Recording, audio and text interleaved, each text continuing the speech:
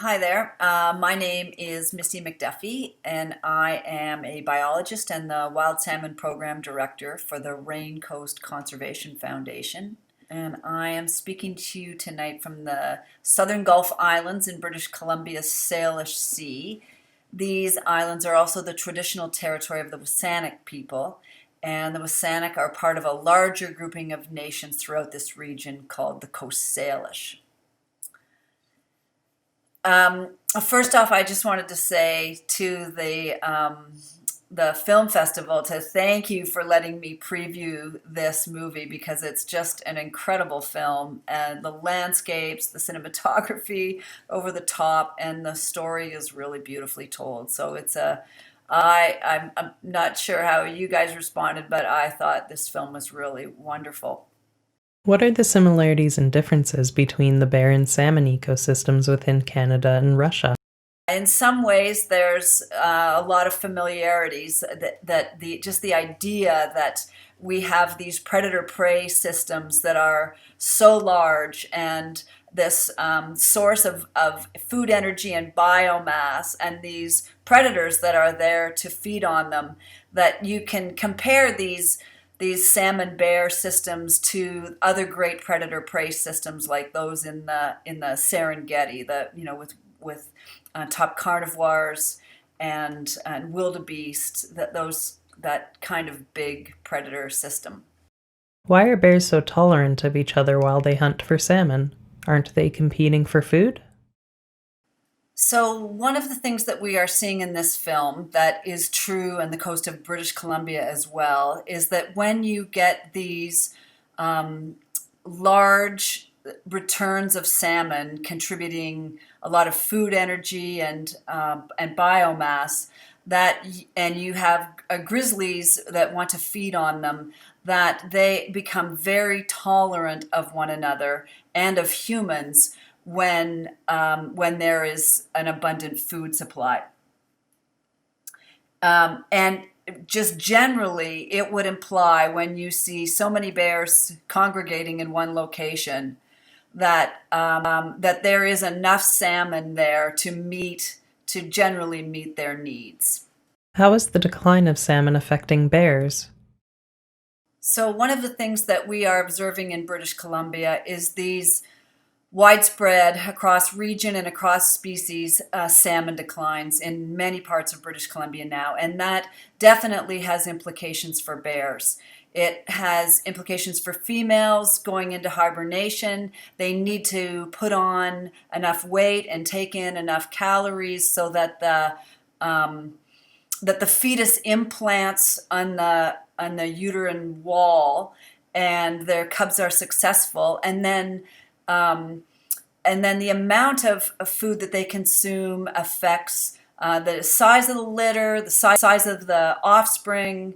It affects their interactions with other bears. There are many ways that we can measure the importance of salmon abundance to the health of individual bears and to the health of populations.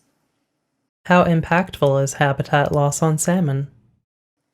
So one of the things that we're seeing in British Columbia, or in the film, I should say, one of the things we have in this film are the presence of these unbelievably large and vast, pristine, or relatively undeveloped landscapes. And those are becoming increasingly rare in British Columbia, even up in the Great Bear Rainforest.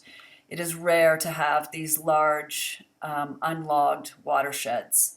And when we start to change watersheds from the human footprint, it usually starts with logging and has road development, and then often the sequences following that are agriculture, urbanization, and industry.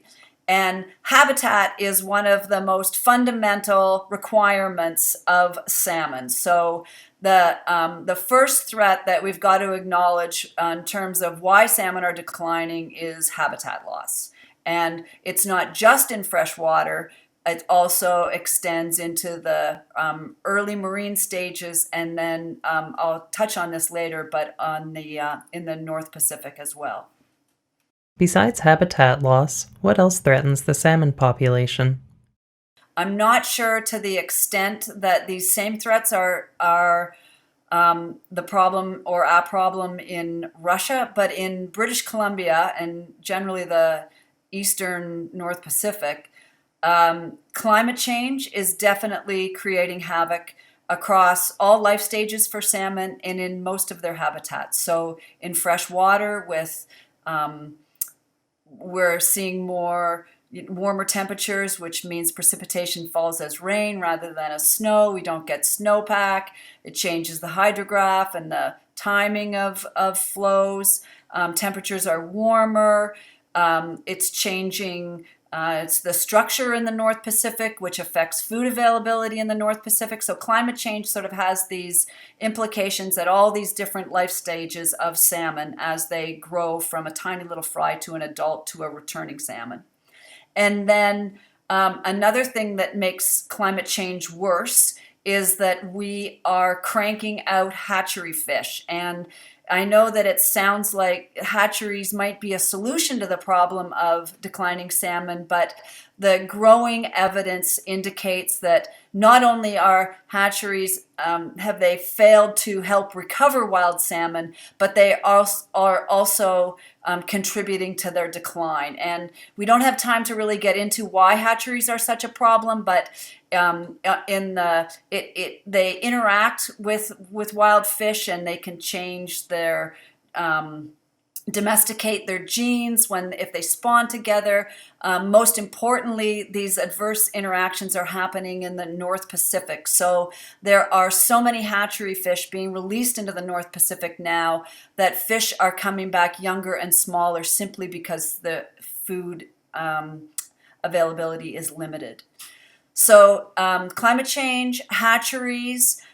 We have other problems in BC. We put fish farms on migration routes of juvenile salmon as they're heading out into the to the Pacific, and that has implications for disease and sea lice.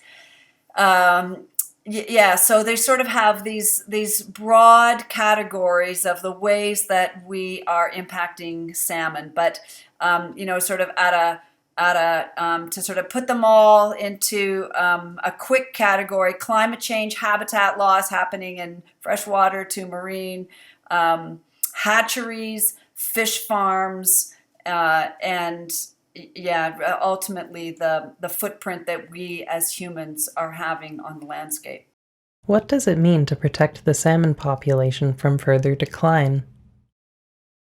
I would argue that it means that sustainability has to be our number one priority at all levels. It doesn't matter whether you're thinking about a subdivision or whether you're talking about any land use activity or any human activity. You really have to say, how does this activity affect species and the habitat that we value and that we care about?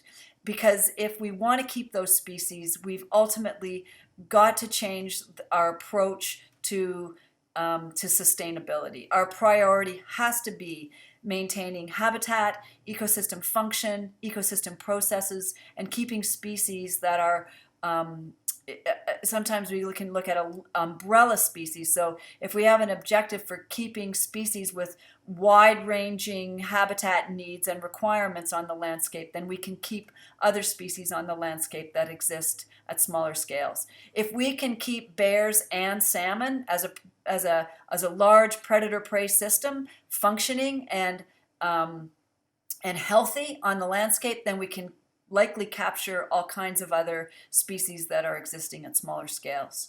So the Russian film is really an inspiration for what these large predator-prey systems can look like, what that human relationship with salmon can be like, and what that human relationship with bears can be like.